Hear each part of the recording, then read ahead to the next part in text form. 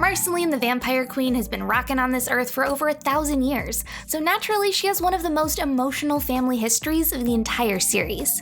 But out of these heartbreaking and heartfelt family moments, Marceline managed to write beautiful music to express the pain, loss, and love she's felt throughout the centuries. Today, we're going back to the Great Mushroom War, to the Nightosphere, and into her vampire lineage to see just who helped shape Marcy into the character we love. I'm Whitney Van Lanningham, and this is Marceline the Vampire Queen's Family Tree. Before we get started, I want to let you know about our new Patreon. Since parting from Nerdwire, we've had to start over completely from scratch, and every dollar donated towards Whitney Vision makes a huge difference. Now, on to Marceline. Marceline was born half mortal, half demon to her mother Elise and her father Hunson Abadeer, king of the Nightosphere. Not much is known about her parents' origin story. We do get a flashback scene where we hear just the tail end of Elise's story about how she met Hunson, but it's not very in-depth. All we know is that Hunson said fine, and then they got together. Dude sure knows how to lay on the romance. Clearly, Hunson didn't stick around long after his daughter was born, either because he's a deadbeat or because the family got separated somehow during the Great Mushroom War. But we'll get back to Hunson later on. After the fallout, Elise and Marcy wandered the wasteland of Ooo alone together. Although she grew up during catastrophically dangerous times, Marceline was a very loved and well-cared-for little girl. Her mom worked tirelessly to make sure that she stayed safe, healthy, and somewhat entertained as they journeyed in search of other survivors. It's clear from watching the two together that Elise loved her daughter more than life itself and was willing to protect her till the very end. On their long walks through the desert, Marcy's mom would make up games, tell her stories, sing her songs, and encourage her to do art projects in order to give her some semblance of a normal childhood in the apocalypse. She put aside her own health, comfort, and safety to make sure that Marcy was always happy, even when they didn't have food or adequate shelter for long stretches of time. When Marceline starts to have nightmares, her mom reassures her that something weird in her dreams might just be something familiar viewed at a different angle. Marcy carries the lullaby her mom used to sing her to help her fall asleep throughout adulthood. It's clear that everything stays helps shape the way she views the world going forward. Unfortunately, during their expedition to find a bunker with other survivors, Elise starts to succumb to an illness. We don't know exactly what was making her sick, but my guess is radiation poisoning from the war. Marceline probably wasn't affected by the blast due to her demon DNA, but towards the end of their journey, her mom starts coughing up blood. Because she knows her time is limited, Elise has Marcy draw a map that will lead her to the bunker without her. The two continue moving forward, but it's clear that Elise is not going to make it. While playing a game of I Spy searching for shelter along the way, the two encounter a jacked-up mutated coyote pup. Elise smacks it away with a stick, but the mother coyote sees her from a cliff above and attacks her and Marcy. In fear and anger, Marceline opens her maw and sucks the soul out of the monster before it can hurt her and her mom. When she looks up, she sees Elise seemingly cowering in fear after witnessing her daughter exercise her demon powers. Marceline becomes convinced that her mom is afraid of her, and even though Elise briefly tries to reassure her, she doesn't fully believe that she isn't to blame. As they're talking, Elise starts coughing up more blood, and she realizes that she's going to die very soon. Not wanting her daughter to witness her death, she sends Marceline ahead to the bunker. Although Marcy doesn't want to leave, her mom yells that she doesn't have time for her, so she sets off to find the next destination on her little hand-drawn map. When she arrives at the shelter, all of the supposed survivors clearly did not survive. Alone, frightened, and missing her mom, Marceline creates little friends for herself out of random objects lying around the shelter. Talking to the gang, Marcy admits that she still thinks her mom abandoned her because she was freaked out by her soul-sucking skills. She believes her mom fixed the motorbike and saw her daughter's absence as her ticket out of town. It's heartbreaking to watch her doubt her mom's love for her, knowing that Elise only admitted the truth to protect her daughter, especially because it turns out that her mom left her a really sweet goodbye voicemail. Thousands of years later, during her quest to save the Glass Kingdom from the fire monster Larvo, Marceline returns to the bunker where she spent all that time alone as a child. She finally figures out how to play the voicemail, and for the first time, she hears her mother apologize for leaving her. All these years, she's let the thought of her mom being afraid of her hold her back from expressing herself honestly to the people who love her. Because her mom never told her about her illness, she's had a hard time communicating her own issues for most of her life, and it negatively impacts her relationships with those who care about her. But after listening to her mom's message and spending so much time with PB, Marceline finally realizes that it's okay to need people, and that honesty will only strengthen the bonds with those she loves. Don't worry though. Even though she's a little less angsty after coming to these realizations, she still rocks harder than anyone in Ooo. But let's back up to talk a little about the man who raised Marceline after her mother's death, Simon Petrikov, later known as the Ice King. Marcy eventually left the bunker when she realized that her mom wasn't coming back, likely to continue her search of other living beings to cohabitate with. One day, Simon Petrikov sees her struggling alone in the street and offers her a teddy bear from a nearby damaged toy store. Hambo became Marceline's best friend and most sentimental object, simply because he gave it to her when she needed it the most. The two form a loving bond, and Simon feels responsible for taking care of her. Like Elise, he spends most of their time together making sure that Marceline is happy, fed, and safe. But Simon is dealing with his own set of problems that predate their meeting and subsequent friendship. Once a respected antiquarian with a special interest in supernatural objects, Simon purchased the ice crown from a Scandinavian dockworker without understanding its complicated powers. As he was showing off his new find to his fiancée Betty, he put the crown on his head for a moment as a joke. Simon blacked out during the experience and can't remember what he said or did in the moment, but his behavior scared Betty enough that she ran away and seemingly left him. He began having strange visions that continued even when the crown was off his head, and decided to start recording videotapes of himself slowly succumbing to the effects of the crown's magic. The videos themselves are heartbreaking. Each one features Simon slowly deteriorating and becoming less and less of his former self as he loses his sanity and transforms into the Ice King.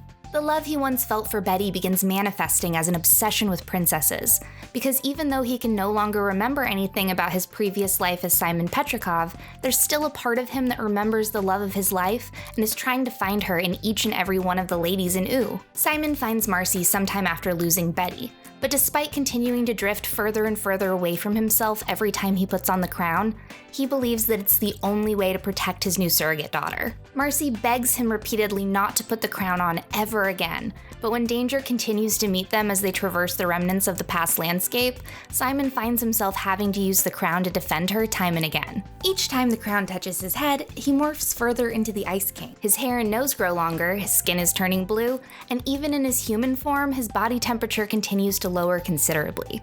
Marcy is terrified of losing Simon to the Ice King forever, and it turns out that she's right to be. Just like her mom, Simon makes the painful choice to leave Marceline behind so that she won't have to witness him succumbing fully to the crown. He's not only afraid for her, he's also afraid for himself, for what he's going to become, and he just doesn't know how to handle it.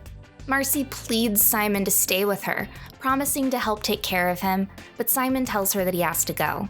When he leans in to wipe a tear from her cheek, his frozen hands turn the droplet to a shard of ice and it cuts Marceline just below the eye. Horrified by hurting her, he says goodbye and sleds away, leaving her alone in the last place they took shelter together. Simon summons Hunson Abadeer off screen, and Marcy's dad takes care of her from then on out for a short undisclosed period of time. Although he clearly missed out on the majority of her early childhood, he shows up just in time for her angsty years. Unfortunately, her relationship with her old man has always been strained. You know that Kurt Cobain lyric from the song Serve the Servants, I tried hard to have a father, but instead I had a dad? Yeah, it's kinda like that. Marceline never felt like her dad truly cared about her, and when she was a preteen, she walked in on him carelessly eating the fries she had bought herself to eat.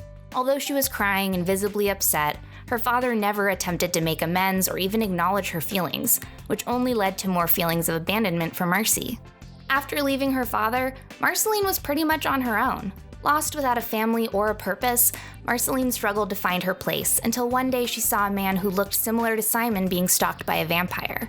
Although she quickly realized that it wasn't him, she made the decision to protect the man and his wife by staking the heck out of that sucker. She realized that slaying vampires and protecting humans made her feel like she was still capable of taking care of Simon, so she continued on with this new career trajectory. After staking each vamp, Marceline would use the demon powers inherited from her dad to suck the souls out of each one, which enabled her to take on some of their powers.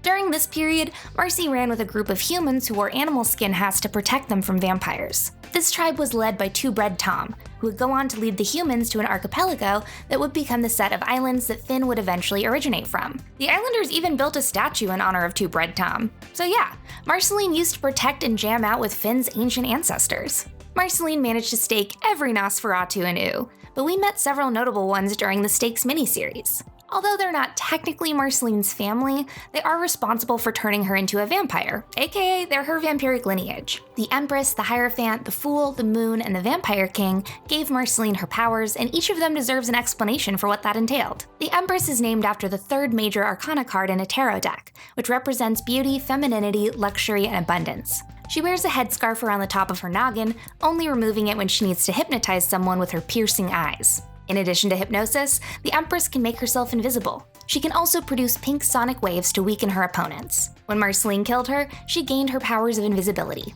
The Hierophant is named after the 5th major arcana card in a tarot deck, which represents institutional wisdom, religious teachings, and traditional belief systems. Likewise, the Hierophant is an extremely old-school vampire who still follows all the age-old rules, like the inability to enter a house without being invited first. When played upside down, this tarot card represents the inability to adapt, which is ultimately the Hierophant's downfall. However, one of his vampire powers is the ability to shapeshift his body, or any of his specific body parts, into other animals. For example, at one point he turns one of his limbs into a scorpion's tail to poison Marceline. Although the vampire himself doesn't produce poison, once in the shape of an animal, he inherits that animal's abilities as well. This means he can also fly like a bug or track Marceline with the power of a canine nose.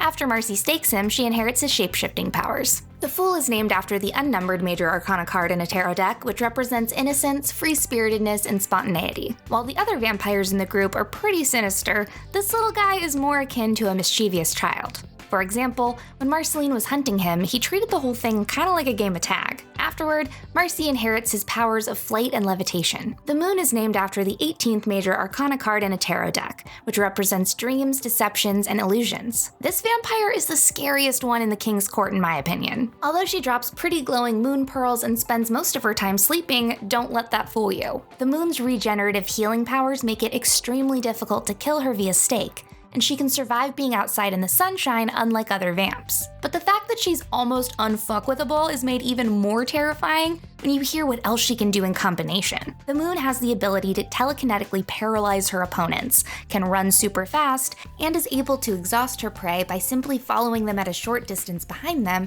until they're too exhausted to keep moving forward. Obviously, this is like when you're walking beneath the actual moon and it looks like it follows you wherever you go. She also has a connection with the moon itself. It gives her powers, and it's implied that you're safer from her if you're out of the moonlight. Marcy gains regenerative abilities by slurping her soul. Lastly, we have the Vampire King himself, Marcy's greatest adversary. He represents the 10th tarot card, Wheel of Fortune, which represents inevitable change, destiny, and taking action. Many of the animals on the card, such as the lion, a bird, a snake, a human, and a sphinx, are actually what make up the king's body parts. He has the head of a lion, the torso of a man, the feet of a bird, and the hands of a snake, and even his cow companion is represented on the card by the bull. His character design is heavily based on the Mesopotamian version of a vampire, Lamastu, who had a lion's head and a bird's feet. This dude has a lot of powers, so buckle up. Among his abilities are telekinesis, hydrokinesis, telepathy, teleportation, levitation, and of course being able to turn humans and animals into vampires. When he comes back as the Dark Cloud, he can also alter or warp reality and control the wind. Unfortunately, during her first fight to slay the last bat standing, the Vampire King manages to sink his teeth into Marceline's neck, causing her to transform into a half-demon, half-vampire. Although she lost her mortality and the ability to hang out in the sunlight, Marcy clearly developed a butt-ton of cool new powers. In the Stakes miniseries, all these vampires return from the dead after Marcy decides that she wants to grow up by having PB remove her vampiric abilities. Most of these vamps are still the same D-bags from a millennia ago, except the Vampire King, who also believes that it's time to break his old habits and grow into a pacifist. Unfortunately, after forming a truce with Marcy and PB, his pure vampire essence is fumbled by Peppermint Butler, and his dark cloud form starts wreaking havoc on Oo. In this battle, Marcy realizes that the responsibility of keeping vampires and the destruction they bring away for good is her cross to bear. So, she accepts her fate as the last vampire and binds the dark cloud to herself. And honestly, dude, I'd say she's probably even more powerful than her dad by now. Did you know that Marceline also has a pet dog? There's a bit of inconsistent lore around Schwabl the vampire poodle, but here's what we know. In the show, she's seen traveling with a white-coated Schwabl during her vampire slayer phase. Some fans even think that Simon somehow secretly got him for Marcy after he ran out, but that's just a theory. According to the semi-canon books, however, Marcy did have Schwabl during this period of time, but he had a reddish coat instead. When Marcy first became a vampire, she ended up eating all the red from the poor poodle, nearly killing him. To save Schwabl, Marcy stole the Enchiridion from a group of wizards and used it to turn in part ghost. This is why you can see Schwabl hanging out in the background of Marceline's home hundreds of years after she first got him. He's even got his own dog door. Anyways, Marcy, baby, if you ever want to swing on by my place and gift Pugsley with immortality, my schedule is wide open. Sometime during her teenage years, Marceline started dating Ash, a fellow punk rocker. At first, their relationship seemed pretty okay. They moved into the treehouse hundreds of years before Finn and Jake claimed it as their home and started building a life together. But after dating for a while, Marceline began to realize that Ash wasn't right for her. He was shallow, selfish, and inconsiderate of her feelings, and she began feeling like she wanted to move on. One night, Ash came home and told her that he sold her most prized possession, Hambo, in exchange for a cherry blossom wand. Like I mentioned earlier, Hambo is the only thing she has to remind her of the happy days she spent with Simon as a child, and it means more to her than anything else in the whole entire world. Ash selling her stuffy to Maja the Sky Witch is the last straw, and she breaks up with him that night. After her breakup with Ash, Marceline went on to date Princess Bubblegum, but their first relationship didn't last very long. Marcy was still messed up and angry, and PB was a single-mindedly focused know-it-all, so the two of them ended up splitting as well. Don't worry though. As we all know, Peebs and Marceline slowly work to repair their friendship and eventually start dating again. I think a huge turning point in their relationship came when Marceline asked her for her help getting Hambo back from Maja, and Bubblegum proves to her that the things that Marcy cares about are truly important to her. When they finally chase down Maja and her Crabbit familiar, the Sky Witch is unwilling to hand Hambo over to the princess. In order to get her best friend's sentimental stuffy back, she ends up giving Maja one of Marcy's old band t-shirts in exchange. Apparently, the emotional value of the t-shirt is even higher than Hambo's, so she eagerly makes the trade. Although getting Hambo back from Marceline didn't immediately cause them to get back together, I like to think that it was the beginning of them building back up the trust and respect they once had for another. Despite making progress in her other interpersonal relationships and learning to surround herself with people who care about her, Marceline doesn't see or speak to her dad for hundreds of years until Finn finds out about the whole fry eating situation when Marceline plays him the sad jam she's been working on about it. In a well-intentioned effort to repair the relationship between Marceline and her father, Finn summons Hunson from the Nightosphere where he had previously been imprisoned. Free to run around sucking souls and doing evil, Hunson steals Marcy's base and begins wreaking havoc. In order to stop him, Finn plays him the song that Marceline wrote about how unloved and unseen she felt after he ate her fries. Hunson finally realizes that he's been kind of a shitty dad and apologizes to his daughter. While his apology is slightly touching, Finn splits open his soul sack, releases everyone's spirit, and sends him back to the Nightosphere before Marceline can get full closure on their fallout. But this encounter does reopen the line of communication between the two of them, and they both start making an effort to fix their relationship. Marceline begins hanging out in the Nightosphere occasionally, and invites Finn and Jake down to party at her dad's place.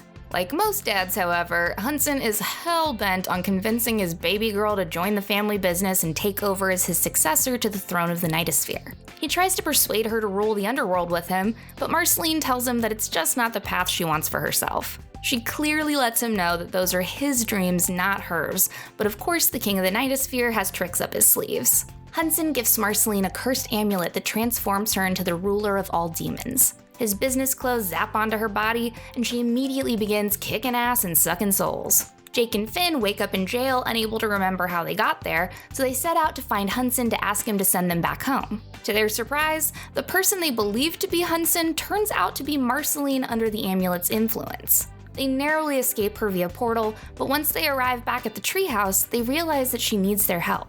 The two race back to the Nightosphere and confront Hunson, who tells them that he just wanted his daughter to reach her full chaotic evil potential. Luckily, Finn and Jake start a demon riot at Marcy's palace to distract her long enough to rip the amulet off her neck. Once she's back to normal, she tells Hunson that tricking her really sucked, and although he gives a half apology for the whole cursed amulet thing, he does tell her that he's proud of her for who she is, and that he really likes her friends. The next time we see the King of the Nightosphere is during Peppermint Butler's sword forging ceremony. After creating the night sword for Finn, Pep-Butt calls upon Hunson Abadeer to properly bless the sword with his night magic. Of course, after being summoned all the way to he wants to make the most of his trip, so he asks permission to go visit Marceline. The gang is hesitant at first, but Peppermint Butler binds his powers so that he can't suck any souls or do anything evil on the way there. When he reaches his daughter's door, Hunson starts having second thoughts about his visit. He wonders why he always messes things up with her, and through a series of flashbacks, we see that he just kind of is negligent and oblivious to the things that are important to her. Obviously, he doesn't realize that he's the problem here, but when Marcy sees the gang outside, he does go through with seeing her. After some awkward moments where Hunson behaves pretty selfishly and without regard for Marcy's personal space, Finn and Jake let slip that the Vampire Queen is playing a concert that evening. Her dad insists on going to see her play, and although she's massively embarrassed, she agrees to let him tag along to the show. But at the concert, Hunson goes right back to his overly intrusive ways. He steals a camcorder from some guy in the crowd and pushes his way to the front to film Marceline. He ends up getting into a fight with several of the other concert goers, but because he's still shackled in San's powers, he starts getting his ass kicked real bad. He stands up for Marceline when they start coming for her, and for the first time, Marceline feels like her dad actually gives a shit. Finn slays the ghost boys trying to nuke the father-daughter duo, and Marceline flies them away to safety in her bat form. At a diner after the fight, Marceline thanks her dad for finally seeing her, standing up for her, and being there for one of her adventures. Of course, instead of playing it cool, he immediately starts asking her when she's gonna give him grandkids. Ugh, typical dad. In addition to her father, however, Marceline does still have the Ice King in her adult life. Because he doesn't remember anything about her or their life together, their relationship has changed. Marceline had to move several times to stop him from coming over and bothering her constantly, and she's gotten burnt out on trying to help him remember the past. But Simon is still in there, way deep down. One day, he decides that he needs Marceline's help writing a song that will get him ladies, so he ventures over to her new home. Although she's exasperated that he managed to find her again, she agrees to help him write the song. When the Ice King tries to give her a romantic kiss, Marceline pushes him away from her and begs him to remember that he's Simon. In order to try and jog his memory, she begins reading pages of Simon's scrapbook that he brought with him to their jam sesh. Through his writing, she learns how terrified and alone he felt while he was losing his mind to the Ice Crown, and finally sees his perspective from a more grown-up point of view. Like I said earlier, his behavior towards Marcy was so much like Elise's. Because she was just a little girl, he didn't want to burden her with his slow deterioration and complex emotions, so he kept how he was really feeling hidden from her behind a mask of the silly songs and wacky games they played together. She wasn't fully able to understand the magnitude of what he experienced back then when she was so young, but in writing the song Remember You together, she's finally able to empathize with his experience. In his letters, Simon begged Marceline to forgive him for whatever he does when he can no longer remember who she is. I think hearing that from him, even in his Ice King state, really reminded her how much she loves him and how fiercely she wants to protect him. After they hung out that night, Marceline started making more of an effort to include the Ice King in her life. Even if he's weird and kinda zany, he's still her family. About halfway through the series, a group called the Secret Society made up of Forest Wizard, Laser Wizard, and Bufo head to Wizard City to free Bella Noche, a being of pure anti-magic that is trapped within. Their goal is to learn a new kind of magic in exchange for his release, but the Grand Master Wizard warns them that catastrophe will strike if he's set free. Just then, the Ice King reveals himself and starts begging the guys to let them into their club. Bella Noche seizes the opportunity of this distraction to absorb the power from the magical items the Secret Society brought and breaks out of his entrapment. Free from his shackles, Bella Noche's essence of anti-magic deactivates all traces of magic powers from the surrounding area. This switches off the Ice Crown, temporarily reverting the Ice King back to Simon. Realizing that he doesn't have much time before his 1,000-year-old body fails him, Simon races to Marceline's side to beg her to help him open a portal. He explains that he needs to talk to Betty to let her know what happened to him, and to apologize for scaring her away all those years ago.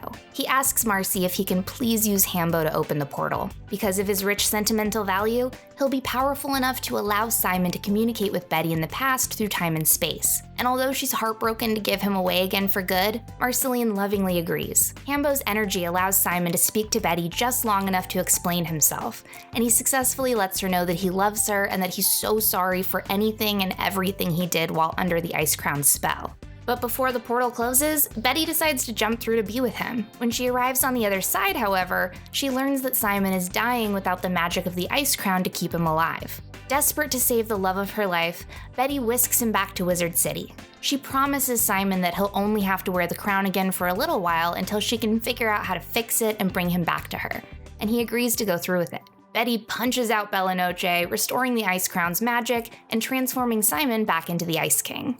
Reverted back to an eccentric magic dude with no memories of his past, the Ice King returns to his wacky ways as Betty is left to watch him hopelessly from afar.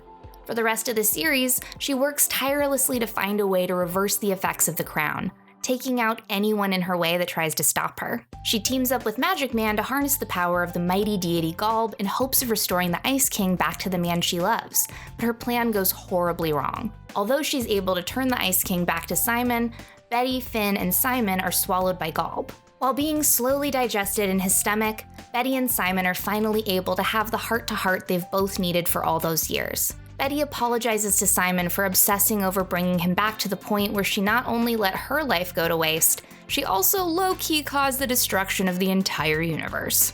The two kiss and solemnly accept their impending deaths. Fortunately, Bimo and the rest of the gang back on Ooo had already started singing Time Adventure, and the harmony of their music began messing up Galb's chaotic energy. Finn and Simon are able to escape his stomach, but Betty insists on staying behind. The Ice Crown has started working again, and she knows she needs to use its wish to banish Galb from the universe. Simon begs her to make the wish once they're on the ground, but Betty insists that she needs to do it now or everyone will die. She tries to wish Galb away, but after a few failed attempts, she realizes that it isn't going to work like that.